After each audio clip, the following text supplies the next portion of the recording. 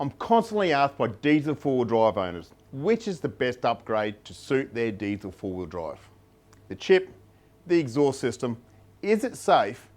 Do I really need an exhaust system fitted with my chip?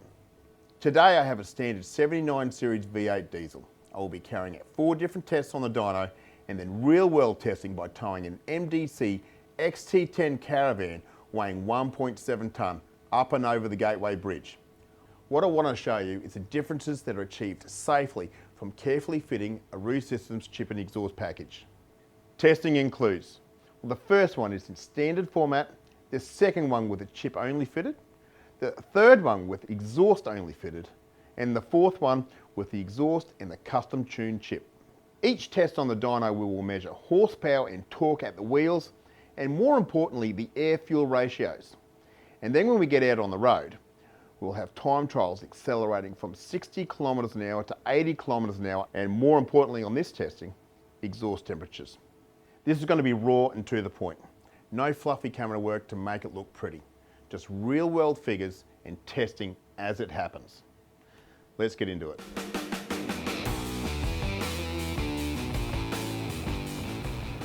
Alright, we're going to, in standard format, we're going to see what horsepower, air-fuel ratios that the big V8 pulls.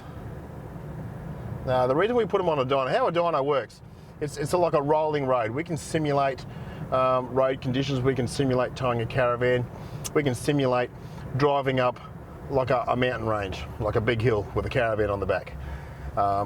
What we do in a ramp is it holds the load and slowly releases that load till you can measure your horsepower, your torque, and also your fuel ratios throughout the whole rev range. You can see where your maximum power is, where your maximum torque is, and we can adjust the settings on chip or flash tuning to suit different rev ranges and different styles of driving. Okay, so let's give it a run. Loading it up now. It's releasing. The brake is releasing. Let it go through its whole rev range. I'm watching the graph until the power starts to dip off.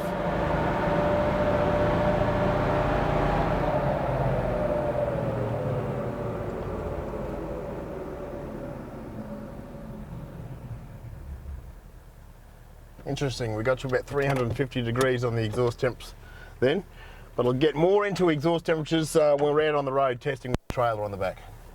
Okay, now it's time to hook up the van, take it out on the road and see what it does in the real world. Okay, so here's our first test. 4th gear, 60 kilometres an hour, just about to head up the Gateway Bridge. Once we start heading up, I'll hit the stopwatch. So we get to 60, 4th gear, hitting the stopwatch, starting now. Foot to the floor, 4th gear. Exhaust temps, 350 degrees. We're slowly getting there, we're picking up. We're at 4, just on 400 degrees. My foot is flat to the floor. We're sitting about 65 kilometres an hour. Exhaust temps are climbing to, that's about 420.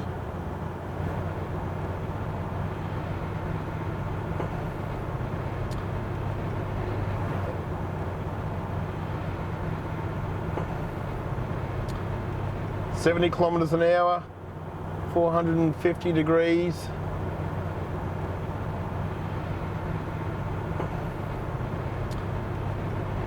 And we are reaching 80 kilometres an hour, just right at the very top, 450 degrees. That's standard.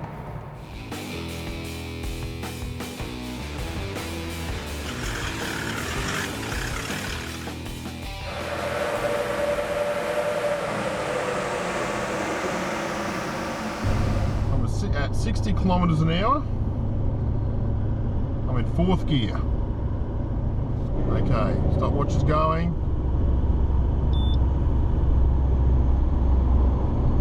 Straight away, I can feel the difference. We're at 70 kilometers an hour already. Exhaust temps 400 degrees. I actually need to change lanes because I'm catching up to a truck. I need to change another lane because I'm catching up to a truck, which is great. I need to keep changing lanes because I'm catching up to everybody. We are now at 80 kilometers an hour, 35 seconds. Exhaust temps 500 degrees. Let's go back to the shop, fit the exhaust system.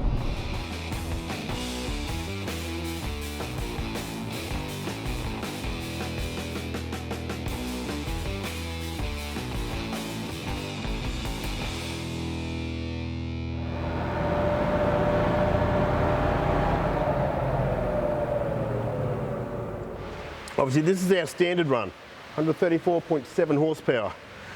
Fuel ratios on this run, let's say we're about 18.5 to 1 air fuel ratios. This is the exhaust only, 157.1. Leaner air fuel ratios is lower exhaust temperatures, which is better for the engine. Biggest killer of a diesel engine is high exhaust temperatures. Now let me show you this. Obviously we've got the chip only at 152.1.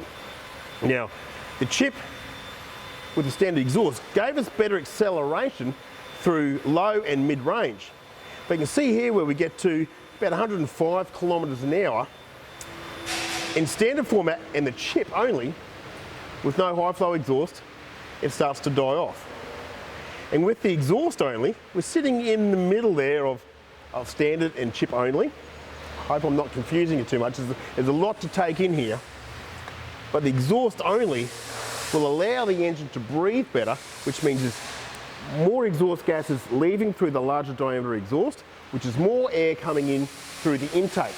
So it's leaning those fuel ratios right out, like we said, to the 20 to 1s. But it's allowing the engine to rev a lot cleaner. And we're actually, instead of dying off at 105, we're getting to 115.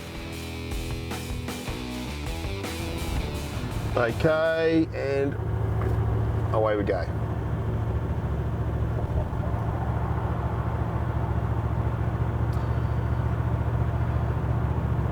Straight away I can feel a little bit more. Well, straight away it's accelerating. When we did standard, it really wasn't accelerating until we got to the top of the hill. So we're now at 70 kilometers an hour. We are sitting about 380 degrees on the exhaust temps. So there's definitely an improvement there. It's not huge. Like we saw from the dyno results, the biggest improvement is at the top end. So we're just about at 80, we're at 400 degrees exhaust temperatures, running at 45 seconds, and we're about to hit 80. Okay, so 55 seconds, 400 degrees.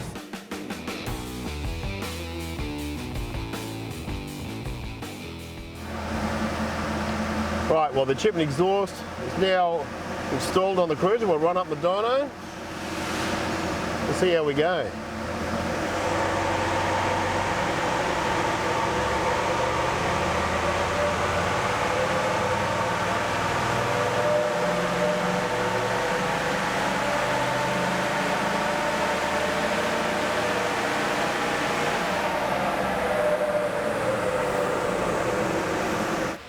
So here we have all four runs.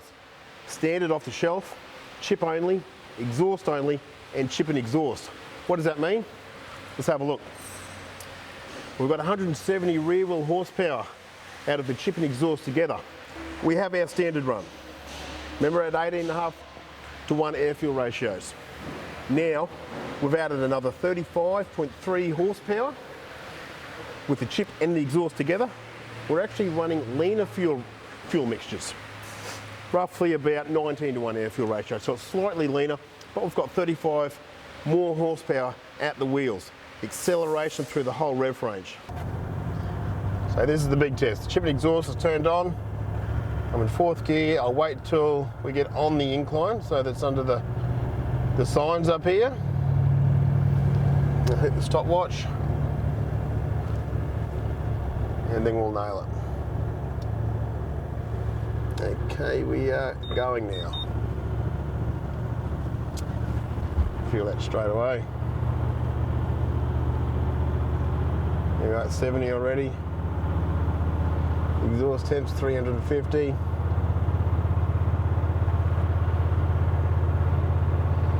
And haven't even gone to 400 yet. We are now at 80. 24 seconds. So the myth has been busted. Is an exhaust system, does it help?